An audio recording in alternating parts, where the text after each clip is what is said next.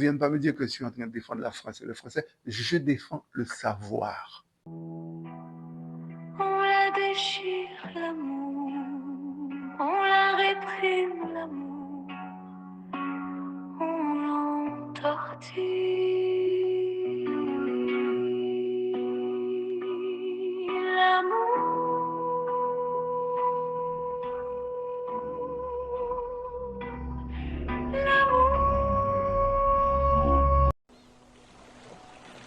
Vous pouvez nous supporter, dons, subventions ou publicités. Vous pouvez nous contacter par email célébrer2004yahoo.fr ou par WhatsApp 514 250 60 66. 2 livres pour 1. Donnez aux jeunes haïtiens un manuel, un futur, à $1 par mois seulement. C'est notre engagement, c'est notre combat. Pour le tourisme, service conseil, investissement, nous pouvons vous aider.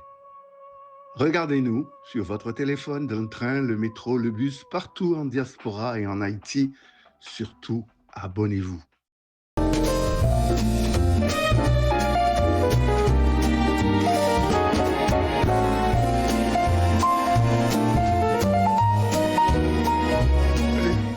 Bonjour, je suis content une fois de plus de vous retrouver. Vous savez, c'est tellement touchant et émotionnel pour moi de savoir que je suis en contact avec ma communauté, quel que soit l'endroit où elle se trouve et d'où qu'elle vienne aussi, ces communautés-là, États-Unis, Europe, Cuba, Haïti, probablement Haïti en premier, c'est normal. Hein. Nous avons tous un peu cette nostalgie du pays que nous voyons s'effondrer chaque jour de plus en plus et ce n'est pas agréable. Et c'est pas de gaieté de cœur. Et on dirait que tout se normalise, la descente aux enfers, l'effondrement total du pays, des valeurs, de l'image, de notre dignité. Justement, c'est à ce sujet que j'essaie de faire cette émission avec vous. Retrouver notre dignité. Mais pour ça, il faut un bon diagnostic.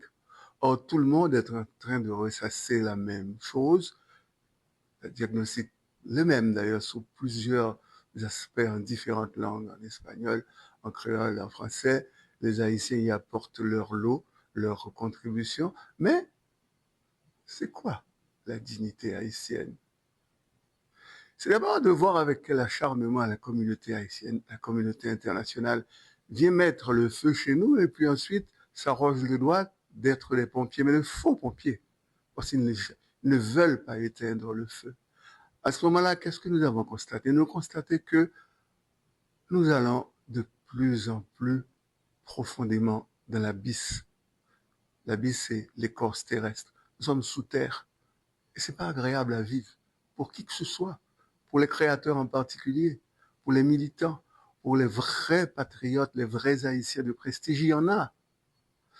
En fait, qu'est-ce que je viens vous raconter là? Je viens vous raconter que je fais une émission.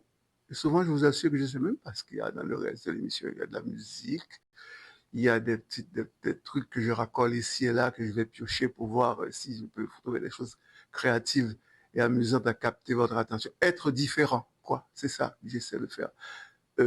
Souvent, vous trouverez une intervention comme ça. Souvent, vous me trouverez avec mes amis, hein, et les amis, j'en ai, hein, tous les amis d'une émission que je faisais à la radio qui s'appelle Les mots pour le dire et que j'ai un peu délocalisé à la vidéo ici, là, chez moi, avec ma caméra et tout, pour quoi là, pour essayer de vous dire que on peut faire ensemble, on peut être ensemble, on peut être bien ensemble, on peut se connecter sans préjugés, sauf un seul, le préjugé de l'ignorance et de la bêtise. Il n'y a rien à obtenir de ceux qui sont ignorants par bêtise, et non pas ignorants parce qu'ils sont analphabètes. Il y a des gens analphabètes qui sont de vrais intellectuels, des vrais philosophes, et qui vont beaucoup plus vite que nous dans les réponses à donner aux différentes charges qu'on porte. J'adore ce mot français, à l'estocade qu'on est en train de porter à notre pays, comme quoi nous ne valons rien, comme quoi nous sommes des sous-hommes. Eh bien, nous leur répondons qu'il n'y a pas de sous-hommes en Haïti. Il y a des hommes résilients qui souffrent, qui sont boycottés. Et partout où nous sommes, que ce soit en Haïti ou ailleurs, nous avons le prestige et le droit de relever le front et de dire que nous avons œuvré pour l'humanité. Il est temps que l'humanité nous reconnaisse, le reconnaisse. Mais comme on sait qu'en politique, en général, nationale comme internationale, ce sont trop des bourgeois gentilshommes. J'espère que vous avez lu Molière, le bourgeois gentilhomme qui faisait des phrases dans tous les sens à eu et à dia, à tort et à travers, et qui croyait qu'il faisait de la prose depuis belle lurette, et que l'auteur Molière s'en est donné à cœur joie en se moquant et en essayant de dérider ses lecteurs ou ses auditeurs. Eh bien, nous autres, nous croyons qu'il y a du bon grain comme il y a de l'ivraie chez nous. Et c'est le rassemblement de bons grains qui pourrait faire l'affaire. C'est le rassemblement de ceux qui croient qu'une certaine créativité va avec une certaine honnêteté et vérité. Et c'est ça qui va nous permettre ensemble de dire aux autres, est-ce qu'un peu, quelque part, vous ne manquez pas de gratitude, hein? À Panama, on a fait la conférence latino-américaine, malgré l'aide apportée à Bolivar, on nous a exclus. Ou encore, peut-être, je n'ai pas tout ça en tête tout de suite pour vous dire que c'est l'un des événements qui m'a le plus marqué.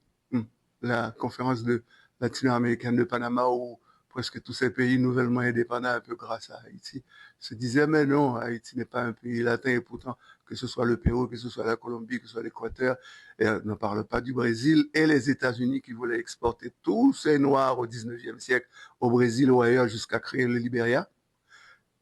De la même façon qu'on parle beaucoup de réhabilitation et de justice vis-à-vis des Juifs, de la même façon, on devrait pouvoir parler de réhabilitation des Noirs dans le monde. Or, qu'est-ce que nous constatons? C'est l'argent qui prend le dessus. C'est le pécuniaire, la cupidité, le lucratif. Et que, dans cette optique-là, le noir, parmi les 4 races du monde, doit servir de marchepied. Et plus il les sert de marchepied, c'est plus on le pousse à s'enfoncer sous le paillasson. Vous savez, le truc qu'on met par terre pour s'essuyer les pieds quand on va, surtout à cette époque-là, en hiver, vous voyez, dehors, aujourd'hui, il fait très froid. Alors, quand ça arrive, vous arrivez chez les gens, vous êtes obligé de vous dévêtir, vous enlevez vos chaussures parce que vous avez pataugé dans la neige, vous n'allez pas salir la maison des gens. Même quand il n'y a pas de neige, vous n'allez pas salir la maison des gens, il y a toujours un paillasson quelque part. Un tapis pour les détritus, pour le fatras. Mais c'est à ça qu'ils croient que nous devrions être assimilés. Relevons la tête. Relevons-nous. Mettons-nous ensemble. Liguons-nous. Nous sommes capables d'apporter une réponse.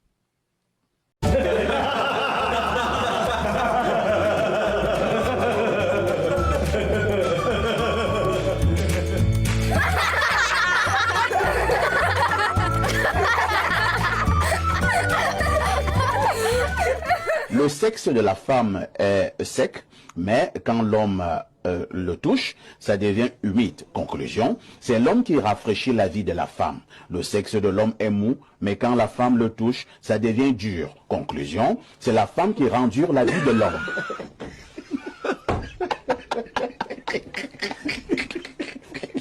À tout de suite.